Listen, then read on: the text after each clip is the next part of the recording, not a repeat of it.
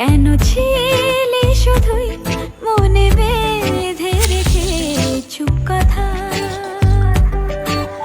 আজ বলে দে। Hello everyone, welcome back to the channel. কেমন আছো তোমরা সবাই? আই হোপ সকলেই খুব ভালো আছো, সুস্থ আছো। আমরা বেশ ভালো আছি, সুস্থ আছি। সকলে সুস্থতা কামনা করে এখন থেকে আমি আমার ভিডিওটা স্টার্ট করলাম। তো এটা কোনো ডেলি ব্লগ ভিডিও না, এটা যথারীতি রেসিপির ভিডিও নিয়ে। তো ফাইনালি চলো, একটা আলুকে আমি কয় টুকরো করছি, কিভাবে কাটছি, সেগুলোই তোমাদের সাথে শেয়ার করব। আর যথারীতি এটা আমি মটর ডালের ভিডিও করব, মানে মটর ডালের রেসিপি করব, সেটাই তোমাদের সাথে শেয়ার করব।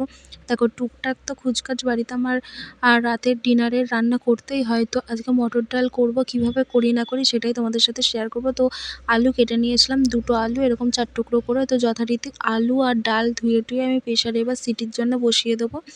আর ওতে একটু সেদ্ধ হওয়ার জন্য নুন আর সর্ষের তেল দিয়ে দেবো, কারণ সিটির একটু সমস্যা হতে পারে, এই জন্য যাতে কোনো প্রবলেম না হয়। যথারীতি এক হাতে প্রত্যেক দিনের ন্যায় আজকের দিনটাও সেই সেম পদ্ধতিতে এক হাতে ভিডিও চলছে আর এক হাতে গ্যাস ওপেন করা, প্রেসার বসানো সব কিছু চলছে। তো যথারীতি চুটকি মেরে দেখো আমি প্রেসার বসিয়ে দিলাম।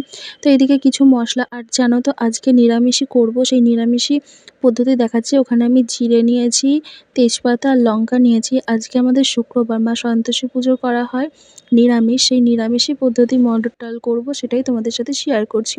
তো যথারীতি কড়াই গরম হয়ে যাওয়ার পরে ওর মধ্যে সর্ষের তেল দিয়ে দিলাম একেবারেই পরিমাণ মতো। তারপরে এতে ফোড়নে দিয়ে দেবো তেজপাতা, জিরে আর লঙ্কা। হ্যাঁ, আর সামান্য আদা দিয়েছিলাম, এটা পরে দিয়েছিলাম, ভিডিওর এন্ড করার আগে দিয়ে ফেলেছিলাম, কিন্তু সেটা না আর ক্যাপচার করা হয়নি, শ্যুট করা হয়নি, যার জন্য আর এর মধ্যে নেই। এই করতে করতে আস্তে আস্তে ওটা দিয়েছিলাম।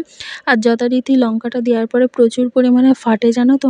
অ্যাডজাস্টমেন্টে চালিয়ে নিয়েছিলাম যাতে কোনো প্রবলেম না হয়, তবুও রান্না করতে করতে। আর যথারীতি এইদিকে যে আমি প্রেসারে বসিয়েছিলাম, দেখবো এবার ডালটা মোটামুটি কি পুরো ডাল আর আলুও সেদ্ধ হয়ে গেছে, জানো তো।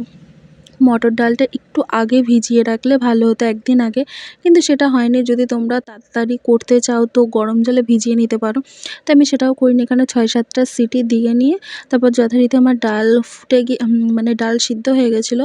এবার সেই ডালটাই আমি একটু হলুদ দিয়ে নিয়ে আর একটুখানি ফুটিয়ে নিলাম।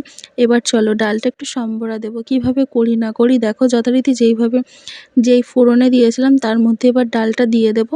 আর ডালটা দেওয়ার আগে কি বলো তো, এতে পরিমাণ মতো নুন হয়েছে কিনা সেটা চেক করে নেব, নুনটা তোমাদের টেস্ট অনুযায়ী।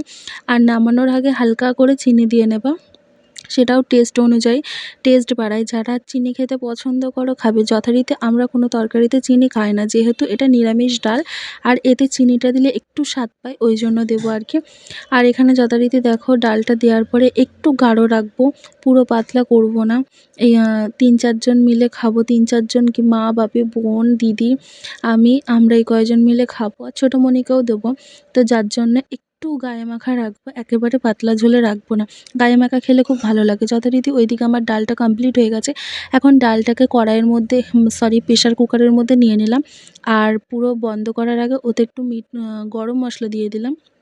তো ফাইনাল ডিশটা আমার কমপ্লিট, মটর ডালের রেসিপি। তো রেসিপিটা কেমন লাগলো কমেন্ট সেকশনে জানাবে। আর যথারীতি জানো তো ডালটা খেতে খুবই সুন্দর হয়েছিল, আর রুটির সাথে অনেক টেস্টি লেগেছিলো। যাই হোক, ভিডিওটা আমি এখানেই শেষ করলাম। ভিডিওটা কেমন লাগলো কমেন্ট জানাবে। দেখা হচ্ছে নতুন কোনো ভিডিওর সাথে, টাটা।